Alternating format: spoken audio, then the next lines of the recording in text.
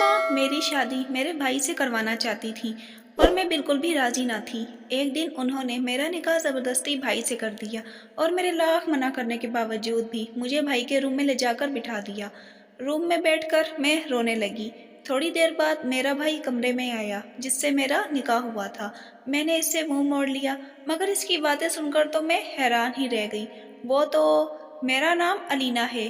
हम गिनती के सिर्फ 5 अफराद थे। हमारा घर कराची के इलाके में था। मैंने जब होश संभाला तब मैं 5 साल की थी। मैं अम्मी का रवैया बचपन से ही देखती आई थी। अम्मी मुझसे काफ़ी चिड़चिड़ी रहती थी, मुझसे ज़्यादा भाइयों को प्यार करती थी, इन्हें अहमियत देती थी। बस अब्बू ही थे जिन्हें मेरी फ़िक्र थी और मुझसे मोहब्बत थी। हम 3 बहन भाई थे, एक मैं और 2 भाई।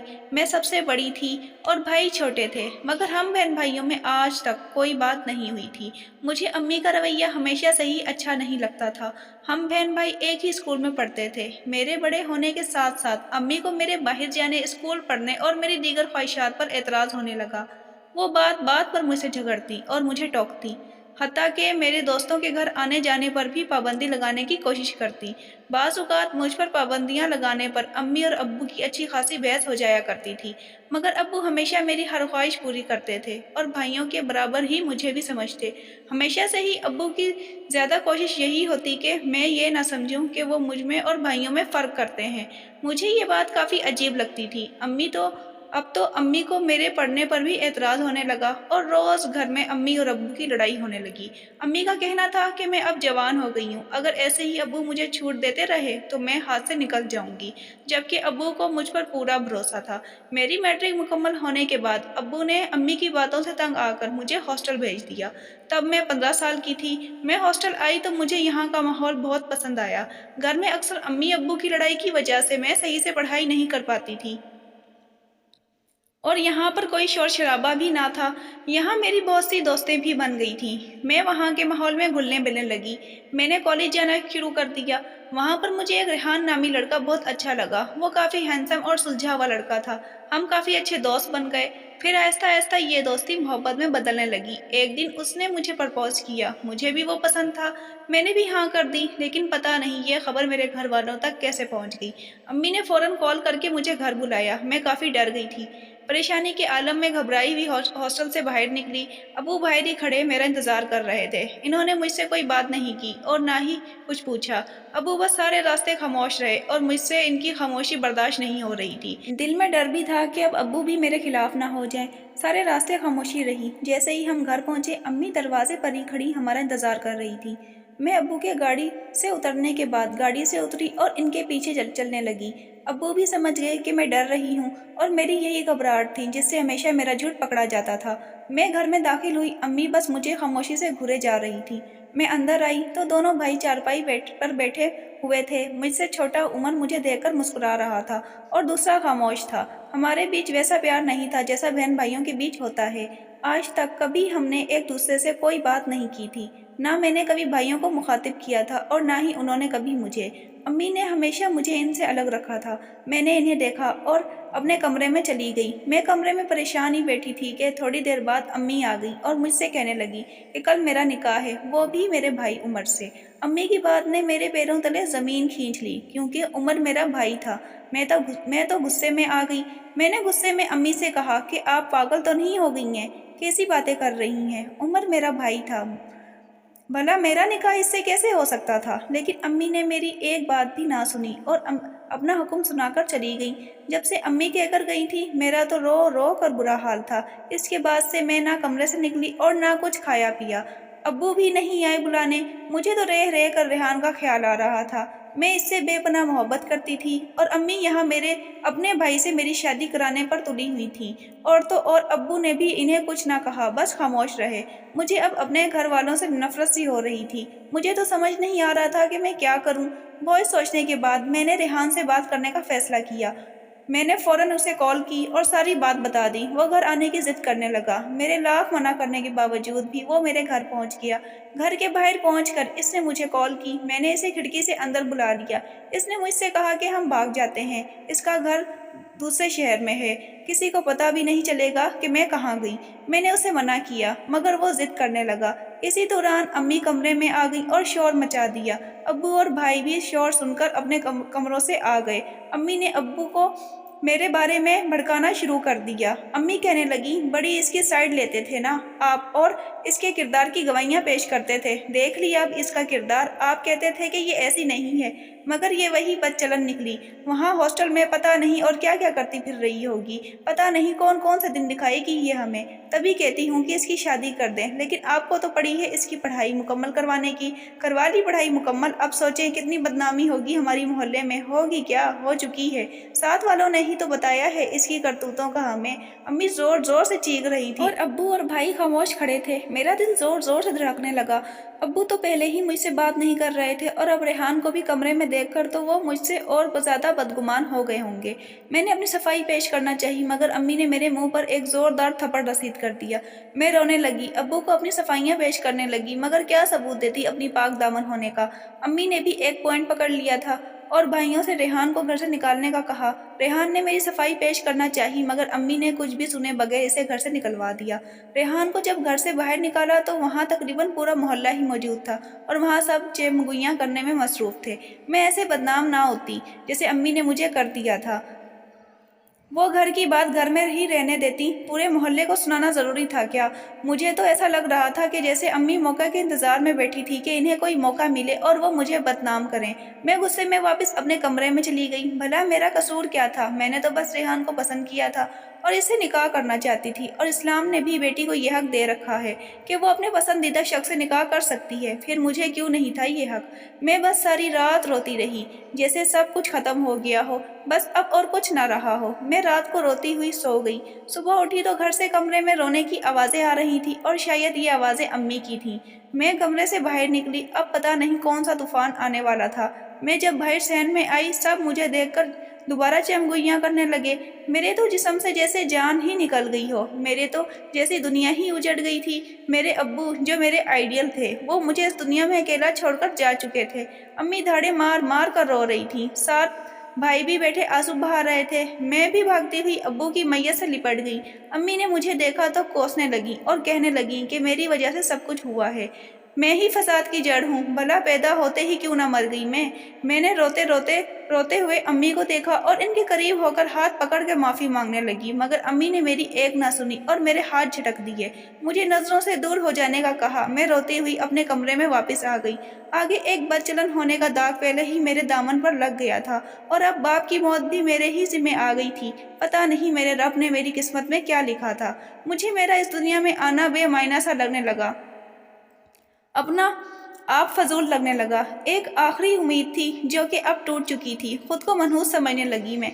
अब मुझे खुद से भी शदीद नफरत महसूस हो रही थी। मुझे लग रहा था कि अब मेरा इस दुनिया से चले जाना ही बेहतर है, मगर हराम मौत को गले लगाते हुए भी डर लग रहा था। मर जाती तो वो रब नाराज हो जाता और अगर बच जाती तो ये दुनिया जीते जी मार देती। इसलिए फिर खुदकशी का इरादा भी तर्क कर दिया और मैंने सबको नज़रअंदाज करना शुरू कर दिया और मेरे पास इसके अलावा कोई चारा भी ना था। अब्बू को मरे 4 महीने गुजर चुके थे। अम्मी ने भी अभी तक मुझसे भाई के साथ शादी की कोई बात नहीं की थी। मैं भी शुक्र कर रही थी कि अम्मी ने ऐसी कोई बात नहीं की। अब मेरी ज़िंदगी में सुकून था। मेरे दिन सुकून के गुजर रहे थे और अम्मी अब मुझे भाइयों से ज़्यादा प्यार करने लगी थी। मुझे समझ नहीं आ रहा था कि माजरा क्या है। आखिर क्यों अम्मी मुझे भाइयों से भी ज़्यादा प्यार करने लगी हैं? क्यों भाइयों से ज़्यादा मुझे अहमियत दे रही हैं?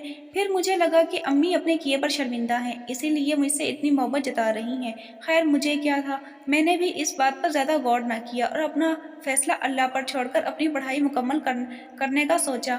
मैं वापस हॉस्टल चली गई, लेकिन इस बार अम्मी ने मुझ पर कोई रोक टोक भी नहीं की और अब्बू के मरने के बाद से मैंने रेहान से कोई बात नहीं की थी और इसने भी मुझसे बात करने की कोशिश नहीं की। पता नहीं क्यों। वक्त गुजरता गया, मेरी पढ़ाई मुकम्मल हो गई और मैं वापस घर आकर रहने लगी।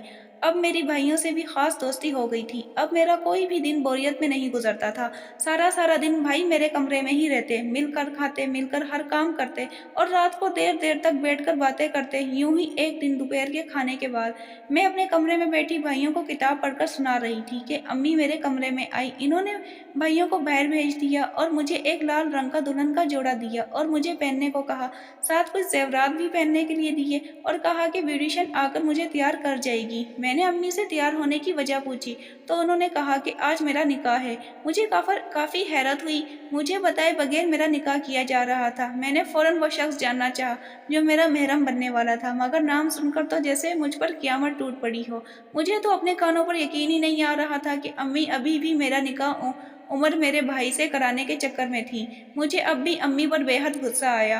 भला ये भी कोई बात हुई? बहन भाई का निकाह कैसे मुमकिन था? लेकिन मेरे लाख मना करने के बावजूद अम्मी ने मुझे ज़बरदस्ती तैयार होने के लिए भेज दिया। मैंने ड्रेस चेंज किया, तैयार हुई। मुझे यही था कि उमर निकाह के वक्त इनकार कर देगा, मगर निकाह के वक्त जैसे मैंने सोचा था वैसा कुछ भी ना हुआ। उमर से पूछने पर इसने अपनी रजामंदी दे दी। अम्मी ने मेरा ज़बरदस्ती उमर से निकाह कराकर इसके रूम में बिठा दिया। मैं परेशान थी, कुछ समझ ना आया तो फिर रोने लगी। काफ़ी देर तक रोती रही। फिर कुछ देर बाद दरवाज़ा खुलने की आवाज़ आई। मैंने चेहरा उठाकर सामने देखा। उमर मुस्कुराता हुआ कमरे में दाखिल हुआ और आकर मेरे पास बैठ गया। मैंने इसे देखकर मुंह मोड़ लिया तो वो मुझसे मुंह मोड़ने की वजह पूछने लगा। मैंने गुस्से से इसे देखा और कहा कि क्या हुआ का क्या मतलब है उमर? मैं बहन हूँ तुम्हारी और बहन भाई का निकाह हराम होता है। मेरी बात सुनकर वो मुस्कुराने लगा और इसने मुस्कुराते हुए कहा कि हम बहन भाई नहीं हैं। इसकी मुस्कुराहट मुझे मजीद सुलगा गई। इसके और अम्मी के ना मानने से रिश्ता बदल नहीं जाना था। मैंने गुस्से से कहा कि उमर मैं तुम्हारी बड़ी बहन थी हूँ और रहूंगी। उसने मुझे खामोश हो जाने का कहा और साथ ये भी कहा कि हम बहन भाई नहीं हैं। लेकिन इसकी बात पर मुझे अब भी यकीन न आया और मुझे मजीद गुस्सा आने लगा। मैंने थोड़ा सख्त लहजे में पूछा, तुम कहना क्या चाह रहे हो? तो फिर उमर ने मुझे वो बात बताई जिससे मैं सारी ज़िंदगी अनजान रही थी।